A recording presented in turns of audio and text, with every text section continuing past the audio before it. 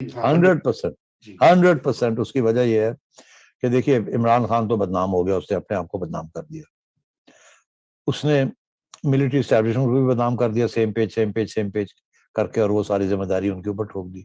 फिर आईएसआई जो है इतनी इंटरवेंशनिस्ट बना दी जनरल फैज ने, वो भी कंट्रोवर्शियल हो गए, बहुत नुकसान हो गया उनका। और फिर फाइनली ये हुआ है क्योंकि वो जो इश्यू सिर्फ ये नहीं था कि एक प्राइम मिनिस्टर को प्रॉप अप करना था, इश्यू ये भी बन गया उनकी अपनी पर्सनल एम्बिशंस और ख्वाहिशात, जो कि जाहिर है रिजेंटमेंट है कि भाई number 14 today will be number 1 in 1 years time, ये कैसे हो सकता, एंड सो ऑन। ये चीजें मैटर करती है ना। इसीलिए मैंने कल या कहीं कहा था कि जी सारा जो 3 स्टार्स हैं, they're all lined up with General Bajwa. Ji They're all behind him, and for different reasons, but they're all behind him on this score. तो जनरल फैज का तो नुकसान हो गया, अब इस वहां से रिकवर करना will not be easy, but stranger things have been known to happen. बड़ी बिकॉज इतनी माइक्रो मैनेजमेंट के साथ, और वो एक्सपोज हो गई unfortunately as being negative at the end of the day. Imran Khan ने अपने साथ तो ज्यादती की है, अपने सपोर्टर्स के साथ ज्यादती की है, इमरान खान ने मुल्क के साथ ज्यादती की है, इतनी जहालत का इजहार किया है, मगर इस्टेब्लिशमेंट के साथ भी उससे हाथ कर दिया, हाथ हो गया उनके साथ। और वो तो बड़ी उम्मीदों के साथ लाए थे, जिन उम्मीदों के साथ यूथियों ने वोट डाला इनके लिए, बिल्कुल नेक नीयत थी। हम थक गए हैं वो पुराने लोगों के साथ, बुढ़े तोते आए गए, 30 साल आंदे ने 30 साल गए ने, की मिलिया चोरियां कर करके, मतलब बिल्कुल ये नैरेटिव बड़ा स्ट्रॉन्ग नैरेटिव था। और नौजवान तबका जिसको तारीख का नहीं पता, तारीख के अंदर क्या क्या हुआ, उन्हें तो ये पता था कि इमरान खान साडा हीरो है, असि इन्हों लेना ही लेना है। अच्छा, वो बेचारे नेकी की नीयत के साथ इसको लेके आए। अब आप सोचिए उनके साथ कितनी ज्यादती हुई है। ये बंदा जो है, ये तो he is not even an inch of what they thought would be a yard. और जितनी ज्यादा वो उसको डिफेंड करे, मगर अंदर से तो उनको पता ना क्या हुआ है। तो इसलिए अभी भी वो सेठी साहब ये खान, बताएं, सॉरी दिल के अरमा आंसुओं में बह गए। अब बेचारों ने अभी पत्थर रखा हुआ अपने सीने के ऊपर, मगर करे क्या वो? उन्होंने नवाज शरीफ के लिए वोट नहीं डालना, उन्होंने पीपल्स पार्टी के लिए वोट नहीं डालना, अब वो शायद इमरान के लिए भी वोट नहीं डालेंगे, फिर रुस के चले जाएंगे अपने घरों में। तो सेठी साहब वैसे एक चूंकि बात हो ही रही है, did they see it coming? जब 2016, 17, 18 में प्लानिंग हो रही होगी, उससे पहले शुरू हो गई थी सारा मामला, तो उनको कभी ये ख्याल था कि ये मकाम भी आ जाएगा 2.5-3 साल के बाद, जो है अपना ही फेवर्ड हैंड पिक्ड जो है वो खड़ा हो जाएगा उनके सामने? नहीं, इतनी कॉम्प्लिकेटेड थिंकिंग नहीं होती, लीनियर थिंकिंग होती है।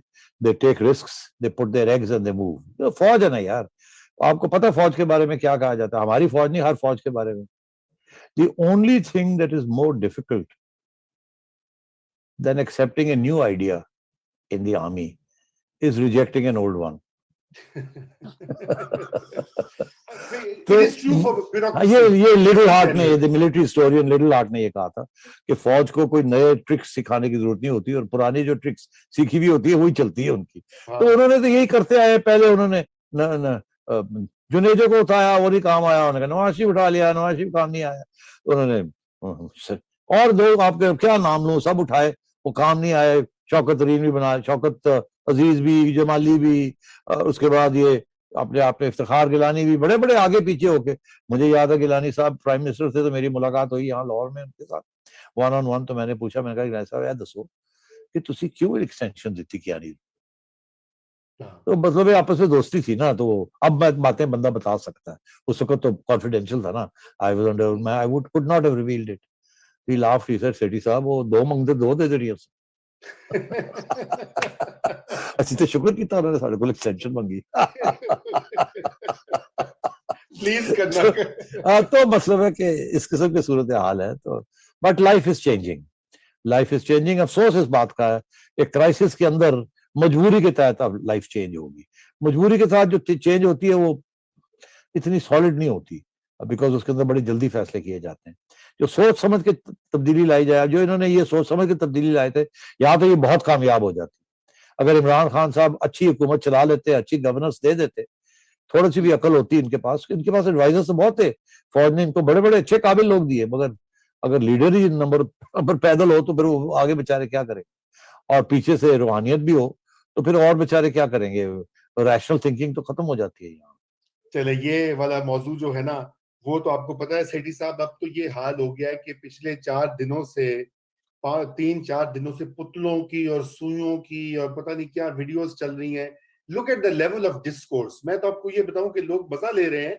मुझे तो अफसोस होता है कि 22 करोड़ की आवाम और एक मुल्क जिसका इतना बड़ा पोटेंशियल है, उसको इस पूरी डिबेट में जो है वो लगा दिया है कि जी सुइयों वाले पुतलों में सुइयां लगाई जा रही थी और फलाना है। और तारीख अभी आपने वो नवंबर का जिक्र किया, तो अक्टूबर में सेठी साहब जो है ना, अक्टूबर में मरकरी जो प्लैनेट है वो भी रेट्रोग्रेड है इस वक्त। 18 या मेरे ख्याल से 18 या 19 को वो डायरेक्ट होगा। तो ये भी इस तरह की लोग बातें कर रहे हैं ट्विटर के ऊपर, फेसबुक के ऊपर, टीवी चैनल्स के ऊपर।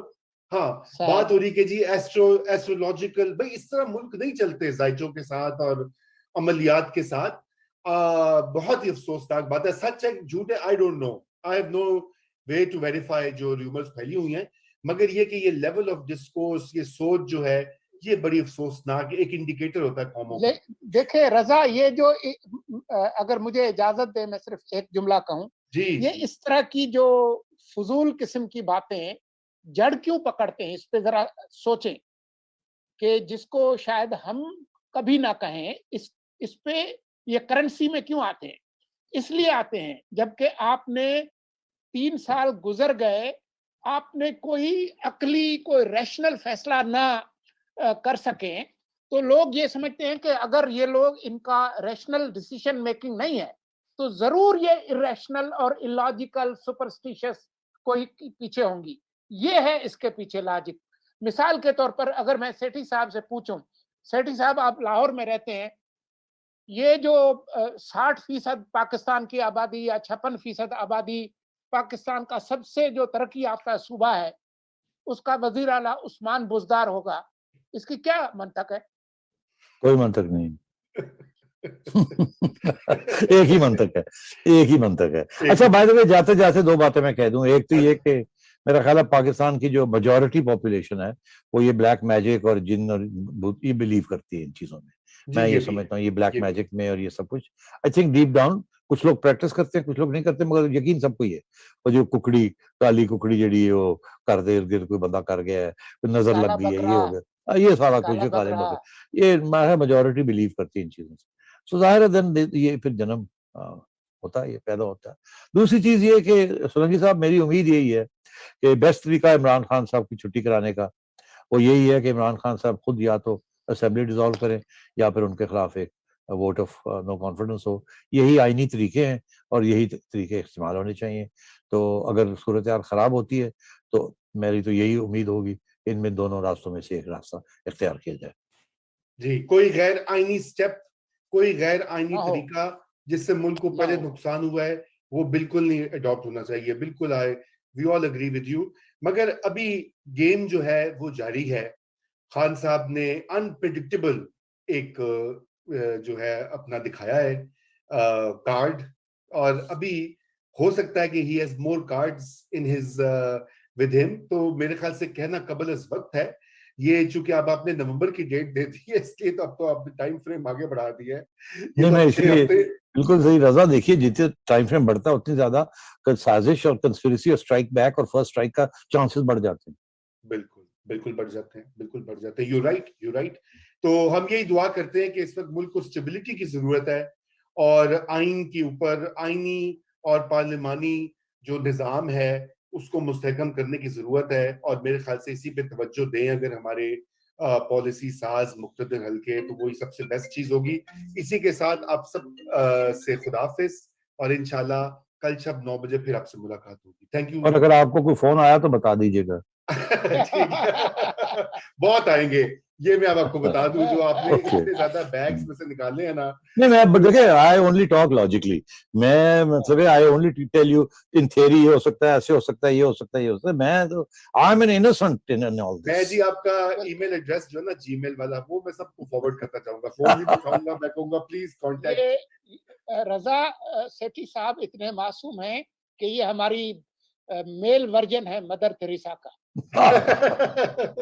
ठीक है। अच्छा अच्छा जी, ओके थैंक जी, यू, खुदा हाफिज। खुदा हाफिज जी।